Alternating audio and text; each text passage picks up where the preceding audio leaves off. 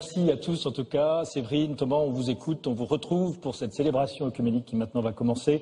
Quant à moi, je vous salue et je vous dis à bientôt. Au revoir.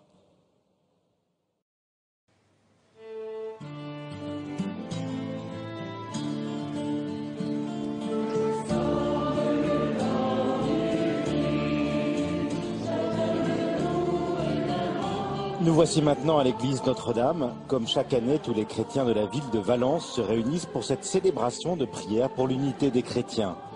Le comité Chrétiens Ensemble, qui rassemble les prêtres et les pasteurs des différentes églises, ont donc l'habitude de se retrouver pour préparer cette célébration, mais aussi les rendez-vous des vendredis de carême. À l'heure du déjeuner, ils invitent les fidèles à prier et partager dans la perspective de Pâques un morceau de pain et une pomme.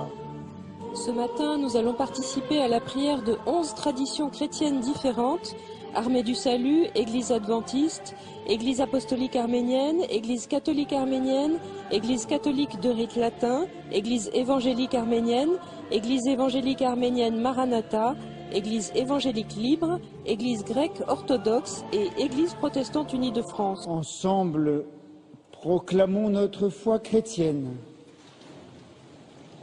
Dans cette profession de foi, nous confessons que nous croyons à la catholicité de l'Église.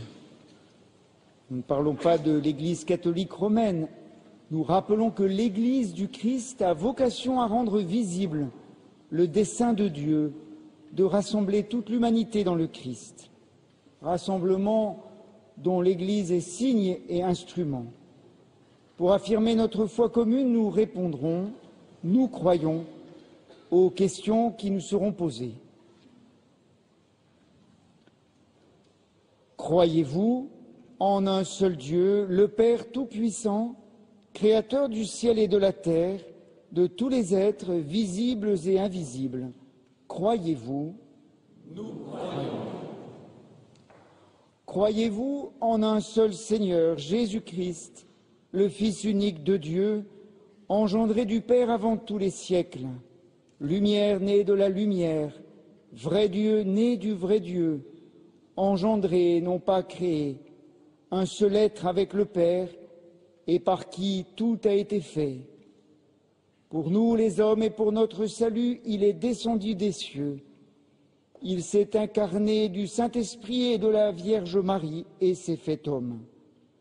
Crucifié pour nous sous Ponce Pilate, il a souffert la passion, il a été mis au tombeau, il est ressuscité le troisième jour selon les Écritures, il est monté aux cieux, il siège à la droite du Père, il reviendra dans la gloire pour juger les vivants et les morts, et son règne n'aura pas de fin. Croyez-vous? Nous croyons.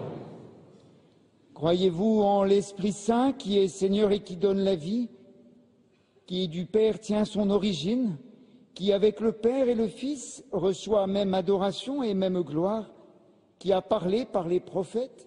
Croyez-vous? Nous croyons. Croyez-vous à l'Église une et sainte, à sa catholicité et son apostolicité? Confessez-vous un seul baptême pour le pardon des péchés? Attendez-vous la résurrection des morts et la vie du monde à venir? Croyez-vous? Nous croyons.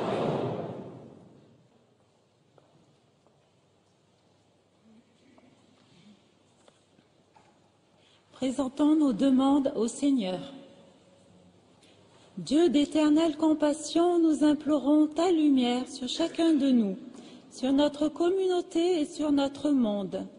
Éclairés par ton amour, donne-nous d'être toujours plus accueillants et plus compréhensifs à l'égard de ceux qui sont différents de nous. Apprends-nous à œuvrer aux côtés de tous les solidaires, luttant contre les souffrances en notre monde.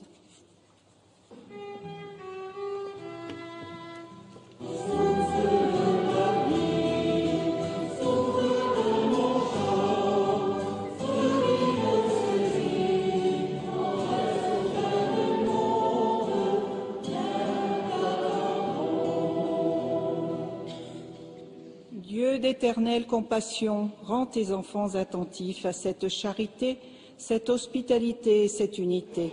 Elles sont le fruit et l'expression de ce que tu es. Elles disent ce que tu veux pour toute l'humanité. Accorde-nous de savoir les recevoir en partage avec celles et ceux que tu nous envoies, d'où qu'ils viennent et quelle que soit leur foi. Au commencement était le Verbe, et le Verbe était auprès de Dieu, et le Verbe était Dieu. Le Verbe, le Fils unique, a pris chair de notre chair pour nous rendre participants de sa vie divine.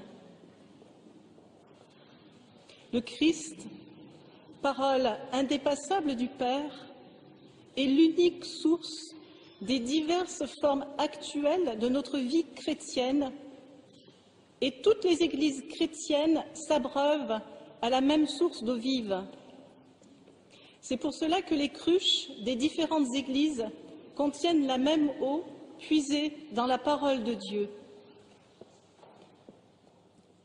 Notre monde reste marqué par un déluge de violence qui abîme la dignité humaine et noie nos vies dans le brouhaha et le chaos, l'indifférence, voire l'intolérance, égoïsme, mépris, etc.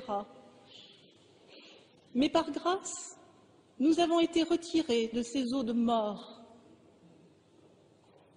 Par notre baptême, nous avons été plongés dans la mort du Christ. Par notre baptême, nous portons aussi en nous les marques de sa résurrection. Ce baptême est unique. Il nous lie les uns aux autres. Il suscite notre étonnement, nous qui sommes si différents en sensibilité spirituelle, en expression liturgique, en formulation théologique et en organisation ecclésiale. Nous sommes appelés à nous reconnaître comme membres à part entière d'un corps unique. C'est pour cela que les eaux provenant des cruches des différentes églises vont se mélanger dans les cuves baptismales. Le baptême est unique, il nous lie au Christ et il nous lie les uns aux autres.